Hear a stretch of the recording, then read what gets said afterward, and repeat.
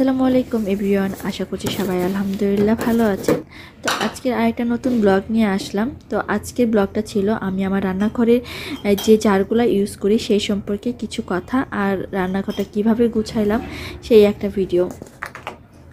আমার রান্নাঘরে সবসময় আমি মানে ট্রাই করি আর কি বেশিরভাগ সময় কাচের জারগুলো ইউজ করার। আর যেহেতু অনেক স্পাইস জার লাগে, তো এত কাচের জার কেনা মানে সম্ভব না একবারে।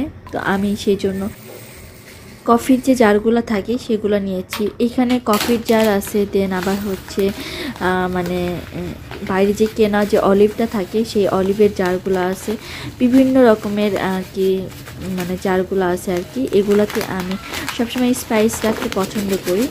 আর কাচের জার হলে দেখা যায় যে মশলাটা অনেক দিন পর্যন্ত ভালো থাকে, নষ্ট হওয়ার কোনো চান্স থাকে না। তো আমার এই জন্য বেশি ভালো লাগে। কফি খাওয়ার পরে অনেকেই দেখা যায় যে কফির ইয়েটা ফালাই দেয়, বা অনেকে আবার অন্য কাজে ইউজ করে। আমি সেগুলো না করে আমি এইগুলোতে মশলা ভরে রাখি। এটা যেমন একটা মধুর কোটা ছিল, একটা মানে কাচের, তো এটার মধ্যে আমি কালো জিরা রেখে দিয়েছি।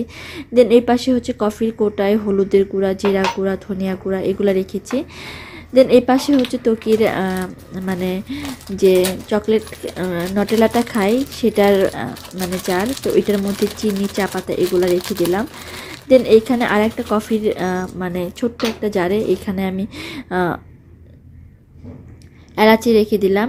আর সব কিছু রাখার পরে আমি সবসময় এইভাবে লিখি না এগুলা, বাট যেহেতু বাড়ি যাওয়ার পরে তকির বাবার খুব লাগে এগুলা, তো এই জন্য আমি ওকে আর কি বলেছিলাম যে এগুলো আমাকে প্রিন্ট করে এনে দিতে।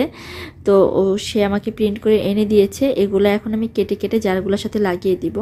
দেখা যায় আমি বাড়ি গেলে তকির বাবা যদি কিছু করতে চায় তো ও মশলাগুলো খুঁজে পায় না। অনেক সময় কিন্তু গুঁড়া মশলাগুলো যেমন মানে রোস্টের মশলা বা এগুলো যদি জারে ঢেলে রাখা হয়, অনেক সময় না লিখে রাখলে কিন্তু বোঝা যায় না। বিরিয়ানির মশলাটা একটু বোঝা যায় যেহেতু এটার স্মেলটা একটু অন্যরকম, বাট রোস্টের কাবাব মশলা দেন না হচ্ছে থাকে তেহারির মশলা, এগুলো কিন্তু বোঝা যায় না ওভাবে। চাইলে লিখে রাখতে পারেন। তো এভাবে সবগুলো আমি প্রিন্ট করে নিয়ে আসছি তোকির বাবাকে দিয়ে। ওর অফিসে প্রিন্টার যেহেতু আছে তো এই জন্য আমার অত অসুবিধা হয় নাই, তো ওইখান থেকে এনে দিয়েছে। তারপরে দেন এটার সাথে আমি এভাবে নাম লিখে রাখবো। এটা ছিল মরিচের গুঁড়া। এটা একটা বড় কফির মানে মাঝারি যে সাইজটা থাকে, তো ওইটার মানে ওই জারটা নিয়ে এটাতে মরিচের গুঁড়াটা রেখেছি। যেহেতু মরিচের গুঁড়াটা একটু বেশি লাগে, তো একটুখানি মানে আঠা দিয়ে তারপরে হচ্ছে এটা আর কি একটু লাগিয়ে নিয়ে উপরে একটা করে টেপ লাগিয়ে দিব, যাতে করে আমার এটা মানে ময়লাতেও নষ্ট না হয়ে যায়, আবার এমনিতেও খুলে না আসে।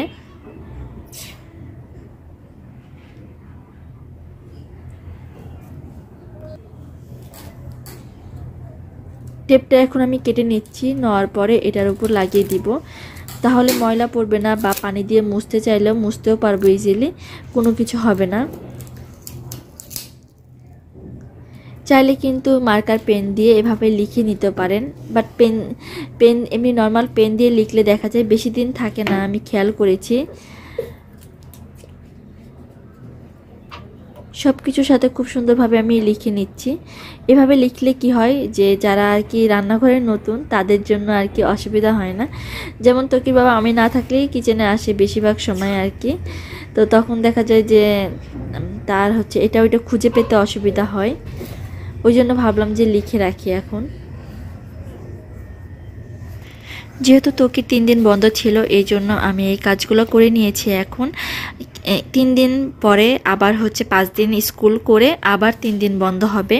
তো যেহেতু ইজতেমা এই জন্য এই কয়েকদিন এইখানে আর কি উত্তরার এই সাইডটা বন্ধ থাকে। তো মানে লোকজনের আনাগোনা বেশি থাকায় জ্যাম হয়ে যায় রাস্তায়।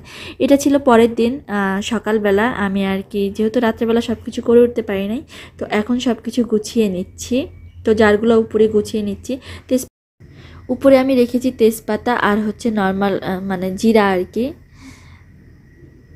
দেন এইখানে নিচেরটাতে রাখছি হচ্ছে কিছু মানে অরিগানো, দেন হচ্ছে paprika powder, agar agar powder, এগুলা পিছন সাইডে রেখেছি। এগুলো আমার খুব কম লাগে। দেন মাঝখানেরটাতে আমি মরিচের গুঁড়া, হলুদের গুঁড়া, ধনিয়া গুঁড়া, জিরা গুঁড়া এগুলা রাখলাম। এগুলা মানে মানে একটু লাগেই কিন্তু হাতের কাছে সবসময়, এই জন্য এগুলো এখানে রেখেছি।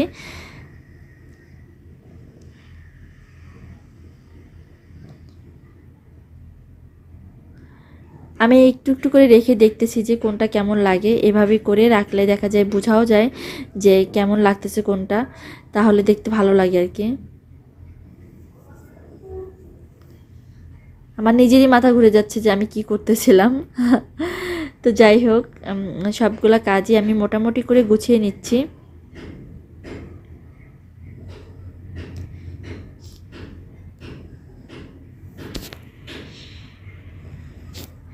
আর এই পাশে যে হোয়াইট একটা শেলফ ছিল, এটাতেও আমি কিছু জিনিস রাখবো, তো দেখিয়ে দিচ্ছি। এখানে এভাবে রেখেছি গোলমরিচ, জিরা, দেন গোলমরিচ গুঁড়া আর কি, এখানে হলুদ, জিরা, মরিচ এগুলা রেখেছি।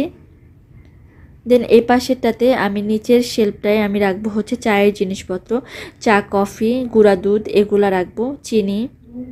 তাহলে দেখা যায় খুব সহজে আমি আর কি মানে তোকের বাবা খেতে চাইলেও বানাইতে পারবে। বাট এখন যেহেতু আমি একটু ব্যস্ত হয়ে গেছি, দেখা যায় যে মানে একটু হেল্প করতেই হয় আমাকে, তাছাড়া হয় না আর কি।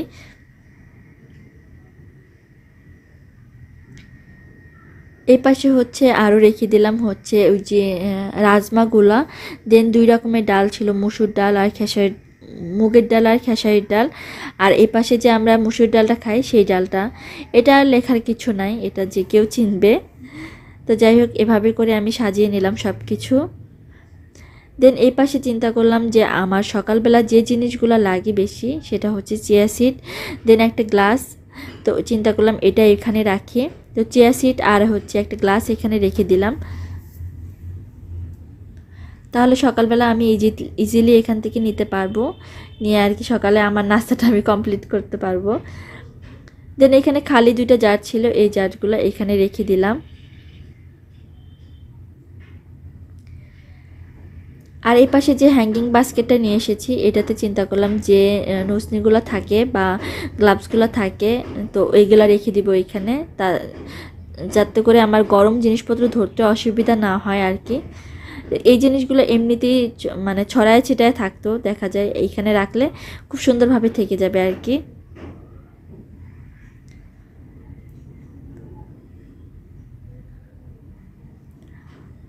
ছুটির দিন থাকলে দেখা যায় নিজের কাজগুলো একটু গুছিয়ে নিলে সবথেকে বেশি ভালো হয়। আর এখানে যে একটা চপিং বোর্ডের মতো আছে আমার, এটা এখানে রেখে দিচ্ছি। এটা আমি সবসময় এখানেই রাখি। এটা যেহেতু একটু ওজন, মানে এত বেশি ওজন না আবার, বাট এটা সবসময় এখানে রাখলেই ভালো লাগে আর কি আমার কাছে। এর পাশে আর একটা বাস্কেট রেখে দিলাম, এইখানে যে টাওয়ালগুলো থাকে হাত মোছামুছির জন্য, ওগুলো রেখে দিব চিন্তা করেছি। এই তো মোটামুটি আমার রান্নাঘর ক্লিন। 3 দিন যেহেতু গ্যাস ছিল না, তো সব কিছুতেই মানে হেল্প হয়েছে মোটামুটি আলহামদুলিল্লাহ। কিন্তু খাওয়া দাওয়ার একটু অসুবিধা হয়ে গিয়েছিল। যাই হোক, এখন হচ্ছে এই পাশে হচ্ছে ছোট্ট একটা পেরেক দিয়ে নিচ্ছি। এখানে একটা পাতিল রাখার যে পাটের ইয়েগুলো আছে, এইটা ঝুলাবো চিন্তা করতেছি, এটা রাখলে খুবই সুন্দর লাগবে। এই তো এইভাবে রেখে দিলাম। আর আমি এই জিনিসগুলো আমার অনেক বেশি পছন্দ। এই তো মোটামুটি আমার রান্নাঘর গোছানো হয়ে গিয়েছে। একটু ফাইনাল লুকটা দেখিয়ে দিই এক সাইডের। আর এই আর্টিফিশিয়াল যে গাছটা আছে, এই গাছটা এখানে আসলেই খুব সুন্দর লাগে, সবসময়ের জন্য অনেক বেশি সুন্দর লাগে মাশাআল্লাহ। এই যে গ্যাস নাই, দেখিয়ে দিচ্ছি, দেখেন কত কষ্টের মধ্যে আছি আমরা এখন। আর এই তো এদিকে দেখেন চুলাটা একটু দেখিয়ে দিচ্ছি, চুলার পাশটা আমি কেমন করে গুছিয়েছি। এখানে একটা মানি প্ল্যান্ট গাছ সবসময়ই রাখি, ওইটা আর কি রাখতে ভুলে গিয়েছিলাম। তো এই তো এভাবে করে রেখে দিয়েছি। গাছটা নিচে রাখলে দেখা যায় যে তেল ভরে গাছটা নষ্ট হয়ে যায়, সো এখানে থাকলে গাছের তেলও ভরে না আর খুব সুন্দর ক্লিন থাকে। তো এই তো আমার কিচেনটা আমি একটু দেখিয়ে দিলাম। সবাই ভালো থাকবেন, সুস্থ থাকবেন। আজকের মতো এই পর্যন্তই। আল্লাহ হাফেজ, আসসালামু আলাইকুম।